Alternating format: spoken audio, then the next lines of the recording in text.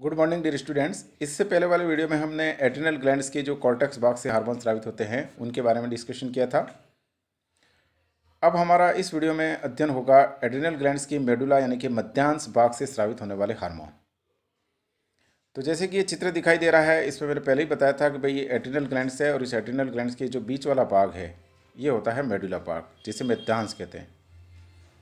इस भाग से दो प्रकार के हार्मोन स्रावित होते हैं और यहाँ ये वाला जो भाग होता है वो न्यूरो सेक्रेटरी सेल्स के रूप में फंक्शन दिखाता है। स्पेशली सिंपैथेटिक पार्ट जो ऑटोमेटिक नर्वस सिस्टम होता है उसके सिंपैथेटिक पार्ट का डेरिवेटिव्स के रूप में काम करता है।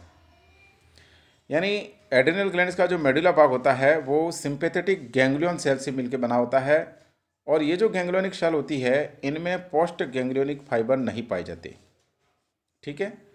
और ये एक न्यूरो सेक्रेटरी सेल्स के रूप में फंक्शन प्ले करती है। ओके, दूसरी बात कि ये जो मेडुलरी सेल होती है यानी कि मेडुला भाग की जो सेल होती है, एड्रिनल ग्लैंड के मेडुला भाग की जो सेल होती है वो क्रोमियम कंपाउंड के प्रति विशेष रूप से एफिनिटी दिखाती है, विशेष स्नेह दिखाती है, उससे अभिरंजित होती है। इसलिए इन सेल्स को क्रोमोफिन सेल भी कहते हैं। कौन सी सेल कहते हैं? Chromaffin sales.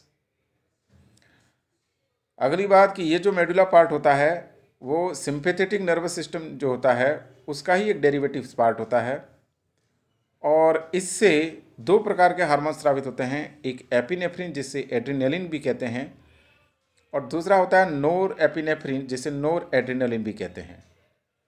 यानी एड्रिनल ग्लैंड्स के जो मेडुला पार्ट होता है जो न्यूरो सेक्रेटरी सेल्स के रूप में फंक्शन प्ले करती है, क्योंकि इससे जो हार्मोन निकल रहे हैं ये हार्मोन कौन से hormone? Adrenaline and NOR adrenaline. ये दोनों हार्मोन एक तरीके से न्यूरो हार्मोन या न्यूरो ट्रांसमीटर के रूप में रोल प्ले करते हैं। न्यूरो ट्रांसमीटर के रूप में हार्मोन तो है ही, लेकिन ये न्यूरो ट्रांसमीटर के रूप में भी काम करते हैं। इसमें से जो एड्रिनलिन हार्मोन है, एपिनेफ्रिन हार्मोन, उसकी मात्रा 80% होती है और जो एपिनेफ्रिन हार्मोन नोर एड्रिनलिन है, नोर एपिनेफ्रिन, उसकी मात्रा 20% होती है। फंक्शन लगभग इनके सिमिलर ही होते हैं, स्ट्रक्चर में थोड़ा सा फर्क होता है, वो मैं आगे बताऊंगा आपको इन दोनों हार्मोन की। इसके बाद में ये दोनों हार्मोन जो होते हैं वो एमिनो एसिड टायरोसिन का एक डेरिवेटिव्स होता है कोटेकोल एमीन्स। टायरोसिन जो अमीनो एसिड होता है उसका एक डेरिवेटिव्स है कोटेकोल एमीन्स। उस कैटेकोल एमीन से ही ये हार्मोन बनते हैं। तो ये इंपॉर्टेंट है कि एड्रिनलिन एवं नोर एड्रिनलिन हार्मोन कौन से अमीनो अम्ल से बनते हैं? तो टायरोसिन से। या कोटेकोलामिन किसका पार्ट होता है, कौन से हार्मोन का फल पार्ट होता है? तो एड्रिनलिन और नोर एड्रिनलिन का, ठीक है। अब हम देखते हैं कि ये दोनों जो हार्मोन है, एड्रिनलिन हार्मोन यानी कि एपिनेफ्रिन हार्मोन और नोर एड्रिनलिन हार्मोन, इन दोनों का फंक्शन क्या होता है। मेडिकल साइंस में ये दवाइयों के रूप में काम आते हैं। स्पेशली जब एक व्यक्ति मृत्यु की शैया पे होता है उस समय इनको एक दवाई के रूप में काम में लेते हैं एड्रिनलिन हार्मोन को। चलिए फिलहाल हम देखते हैं कि एड्रिनलिन जो हार्मोन होता है वो सिंपैथेटिक नर्वस सिस्टम, जो अनुकंपी तंत्रिका तंत्र होता है, उसकी क्रियाओं को संचालित करने में मदद करता है। यानी जो सिंपैथेटिक नर्वस सिस्टम जो होता है वो हमारी जो विपरीत परिस्थितियाँ होती है, विकट परिस्थितियाँ, उस समय ज़्यादा एक्टिव रहता है। जैसे कि डर है यानी कि फियर है, जैसे कहीं लड़ाई हो गई है, फाइटिंग हो गई है, जैसे कहीं पर फ्लाइट हो रही है यानी कि भागना पड़ रहा है, कोई आपके पीछे कुत्ता पड़ गया है तो आप भाग रहे हो, कहीं लड़ाई कर रहे हो, कहीं डर गए हो, तो ऐसी जो विकट परिस्थितियाँ होती है उस समय यह हार्मोन आपके बॉडी में इन विपरीत परिस्थितियों से, विकट परिस्थितियों से लड़ने हेतु जो तैयार करते हैं, शरीर में जो परिवर्तन होने चाहिए उन परिवर्तनों को ये लाते हैं, ठीक है। क्योंकि ये ऐसी विकट परिस्थितियों में आपके शरीर को लड़ने हेतु तैयार करते हैं, फ्लाइट, फ्राइट और फाइट में, इसलिए इनको ट्रिपल एफ हार्मोन भी बोलते हैं। ये जो मेडुला भाग से निकलने वाले हार्मोन है इनको क्या कहते हैं? Triple F. यहाँ तक बात समझ में आई। अब इन हार्मोनों का क्या फंक्शन है तो आप आराम से समझ सकते हैं कि जब कोई विकट परिस्थिति हो, लड़ाई की परिस्थिति हो, डर की परिस्थिति हो, भागने की परिस्थिति हो, उस समय हमारे शरीर में जो भी चेंज आ रहे हैं वो सारे चेंज अपने को पता ही है कौन कौन से हैं। वो सारे चेंज इन्हीं हार्मोनों का फंक्शन है या कार्य है। जैसे कि आपकी जो विसरल मसल है, अरखित पेशियाँ, वो एक्टिव हो जाएगी। इनके एक्टिव होने से क्या होगा? ब्लड वेसल्स जो होंगी उनकी दीवारों पर सिकुड़ा मतलब प्रेशर पड़ेगा और इस वजह से ब्लड का प्रेशर बढ़ जाएगा, यानी बीपी बढ़ जाएगा आपका। हार्ट की जो धड़कन होती है, बीटिंग होती है, वो बढ़ जाएगी। आपकी आंखें चौड़ी और पुतली फैल जाएगी, रोंगटे खड़े हो जाएंगे, पसीना आने लगेगा, ग्लाइकोजन ज़्यादा से ज़्यादा ग्लूकोज में कन्वर्ट होगा, क्योंकि एनर्जी की ज़्यादा आवश्यकता होती है, उसमें हम ज़्यादा एक्सट्रीम कंडीशन में होते हैं। ठीक है, तो इस तरीके से, और उस समय हमारा मानसिक तनाव ज़्यादा होगा, एक तरीके से गुस्से में होंगे, डर में होंगे, ज़्यादा ऊर्जा की आवश्यकता होगी, है ना।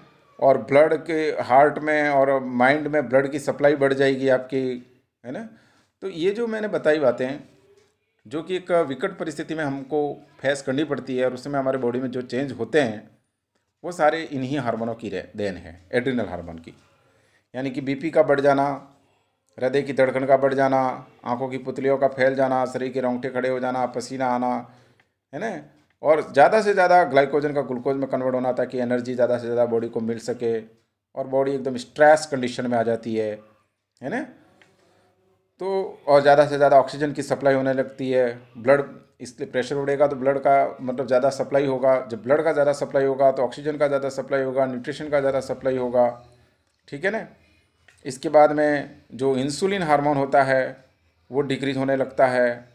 ठीक है, इसके बाद में आपके जो आमाशय की क्रमांकुंचन गति है वो भी लिमिटेड होने लगती है, कम होने लगती है।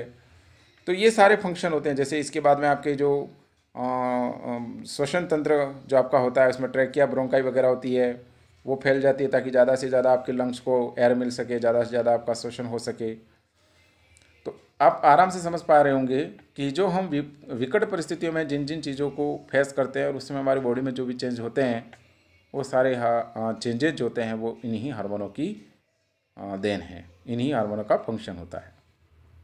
ठीक है, अब बात करते हैं हम नोर एड्रिनलिन की। तो नोर एड्रिनलिन जो होता है वो लगभग एड्रिनल का सिमिलर ही होता है, उसी के समान ही क्रियाएं करता है, उन्हीं क्रियाओं को प्रेरित करता है। फर्क ये होता है कि एड्रिनलिन जो हार्मोन, नोर एड्रिनलिन जो होता है वो एड्रिनलिन हार्मोन का प्रिक्योर्सर है, उसका पूर्ववर्ती रूप है। और इसमें एक मेथाइल ग्रुप यानी कि CH3 ग्रुप जो होता है वो कम होता है। ठीक है, समझ में आ रही बात। ये भी इंपॉर्टेंट क्वेश्चन है कि एड्रिनलिन और नोर एड्रिनलिन में क्या फ़र्क है। तो नोर एड्रिनलिन एड्रिनलिन का पूर्ववर्ती रूप है, और इस नोर एड्रिनलिन में एक मिथाइल ग्रुप जो होता है वो कम होता है।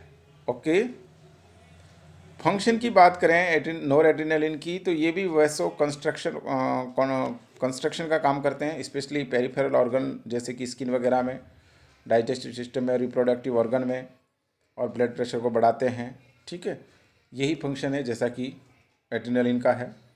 वही फाइट में अपने व्यवहार को शामिल करते हैं ये।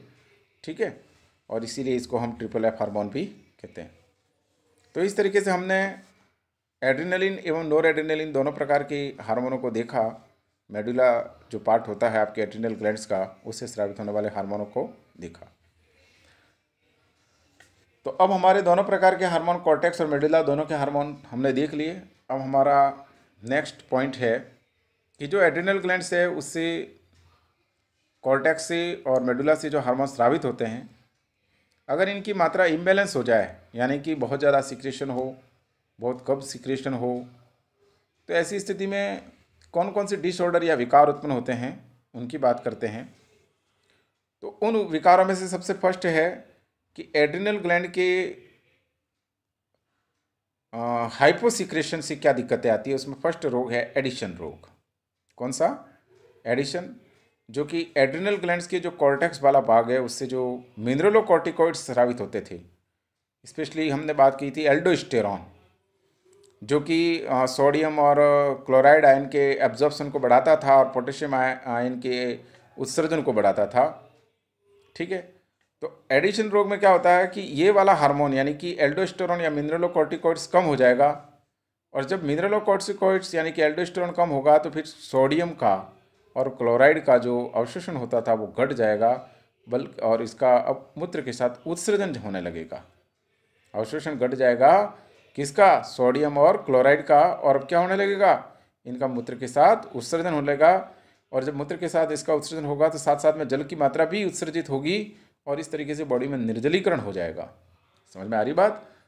हम जानते हैं कि एल्डोस्टेरोन जो होता है वो सोडियम और क्लोराइड आयन के एब्जॉर्प्शन को बढ़ाता है, लेकिन अगर एल्डोस्टेरोन मिनरलोकॉर्टिकॉइड्स कम हो जाए तो सोडियम और जल और क्लोराइड आयन का जो अवशोषण होना चाहिए था वो नहीं हो पाएगा, और बल्कि क्या होने लगेगा, उत्सर्जन होने लगेगा। और जब उत्सर्जन होने लगेगा तो बॉडी का निर्जलीकरण होगा। अब जब ये आयन बॉडी से बाहर निकलने लगेंगे तो ब्लड प्रेशर भी कम हो जाने, क्योंकि हम जानते हैं कि सोडियम आयन जो होता है ब्लड के प्रेशर को बढ़ाता है। तो सोडियम की कमी से अब क्या होने लगेगा, ब्लड प्रेशर भी कम होने लगेगा। त्वचा एकदम आपके तांबे के कलर जैसी हो जाएगी, ब्रॉन्जिंग कलर की हो जाएगी, है ना, कांस्य वर्ण की, कांसे जैसी हो जाएगी। इसके बाद पेशियाँ और आपका जो मस्तिष्क होता है वो भी कमज़ोर होने लगेगा, बॉडी का टेम्परेचर भी कम होने लगेगा। इसके बाद में उल्टी आना है, घबराहट होना है, चक्कर आना है, ये सब भी होने लगेंगी। और अगर ये कंडीशन ज़्यादा समय तक बनी रही तो व्यक्ति की मौत भी हो सकती है। तो ये एक इम्पॉर्टेंट पॉइंट है कि इस तरीके से हम देख रहे हैं ये जो कंडीशन है वो सारे एक्सट्रीम कंडीशन है, और अगर ये कंडीशन लंबे समय तक बनी रही, ज़्यादा लंबे समय तक बनी रही तो व्यक्ति की मौत हो सकती है। इसलिए इस हार्मोन को हम लाइफ सेविंग हार्मोन या जीवन रक्षक हार्मोन कहते हैं। बहुत इंपॉर्टेंट बात है ये। ओके, कौन से हार्मोन है लाइफ सेविंग या जीवन रक्षक हार्मोन है? मिनरलोकॉर्टिकॉइड्स यानी कि एल्डोस्टेरोन। क्यों है? क्योंकि ये मिनरल जो है सोडियम और वाटर और क्लोराइड जो कि बॉडी के लिए काफ़ी इसेंशियल होते हैं, उनको अवशोषित करने का काम करते हैं। जब इनकी कमी हो जाती है, निकल जाएंगे, तो फिर बीपी कम हो जाएगी और मस्तिष्क और शरीर में पेशियों में कमजोरी आने लगी, क्योंकि ब्लड का वहाँ पर सप्लाई नहीं हो पाएगा, है ना।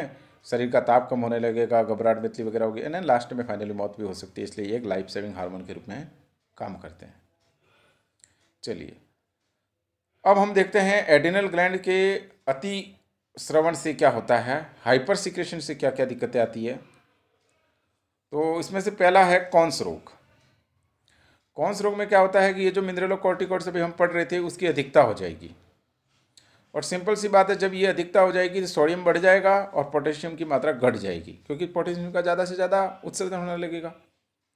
और हम जानते हैं कि पोटेशियम जब ज़्यादा से ज़्यादा उत्सर्जित हो जाएगा तो फिर आपके जो पोटेशियम का जहाँ जहाँ फंक्शन होता है वो प्रभावित होगा। और पोटेशियम का फंक्शन होता है नर्व की जो इम्पल्स का कंडक्शन होता है उसमें होता है, मांसपेशियों की जो सिकुड़ने की प्रक्रिया होती है उसमें होता है। तो इस तरीके से ये पेशियों में अकड़न आने लगेगी, तंत्रिकाओं में नर्व का जो इम्पल्स का कंडक्शन होता है वो प्रभावित होने लगेगा। तो ये कॉन्स रोग हो जाएगा। ठीक है, नेक्स्ट बात हम देखते हैं कुशिंग रोग।